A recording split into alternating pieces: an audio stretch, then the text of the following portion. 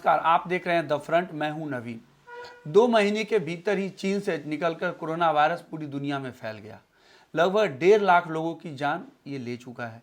Corona virus के डर से दुनिया की आधी से ज़्यादा आबादी अपने घर में रहने को मजबूर है। अमेरिका जैसे ताकतवर देश भी इसके आगे बेबस है।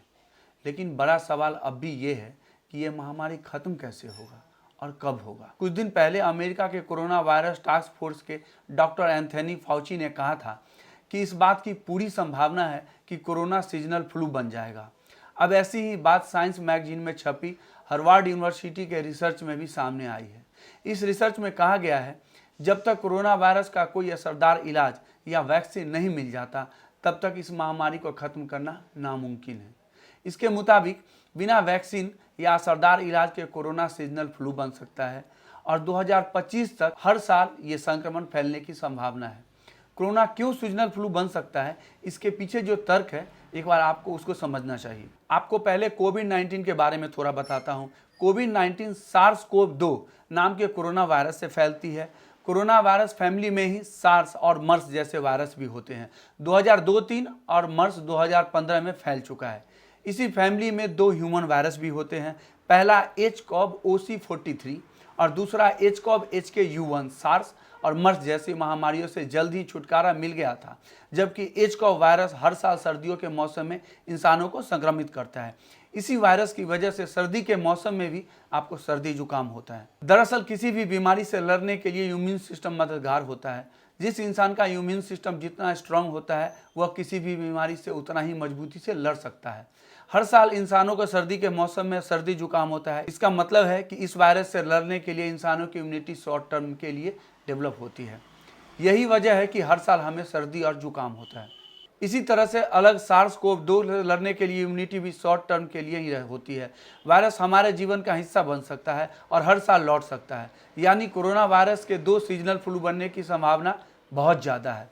हार्वर्ड यूनिवर्सिटी के ही स्टडी में पाया गया है कि अगर कोविड-19 को लेकर इम्यूनिटी बढ़ाई भी गई, तो भी बीमारी को पूरी तरह खत्म होने में 2025 तक लग सकता है।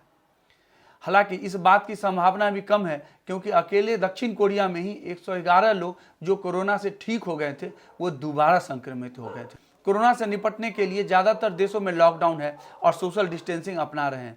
लेकिन वैज्ञानिक का कहना है कि लॉकडाउन से भी कोरोना को संक्रमण को रोका नहीं जा सकता है या ख़त्म नहीं किया जा सकता है। उनके मुताबिक लॉकडाउन लगाकर कोविड-19 को फैलने से तो रोका जा सकता है, लेकिन इसे ख़त्म नहीं किया जा सकता।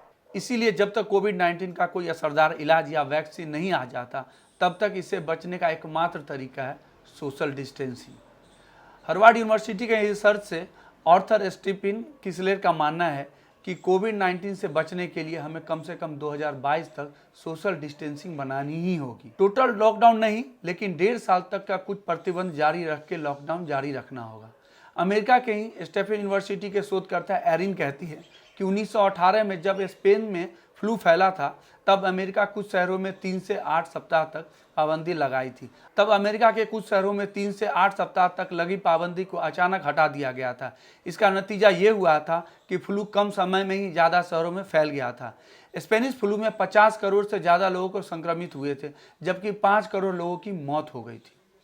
एरिन आगे कहती है कि कोरोना से डर से हमें साल 1.5 साल के लिए पूरी तरह से लॉकडाउन रखने की ज़रूरत नहीं है, लेकिन 12 से 18 महीने तक कुछ प्रतिबंध जारी रखने होंगे। वैसे ये रिसर्च है। फिलहाल हम सरकार जो कह रही है उसका फॉलो करें, जो गाइडलाइंस वो जारी करती है उनको मानें, लॉकडाउन का पालन करें। अभी के लिए इतना ही। अपना ख्याल रखिएगा। नमस्कार।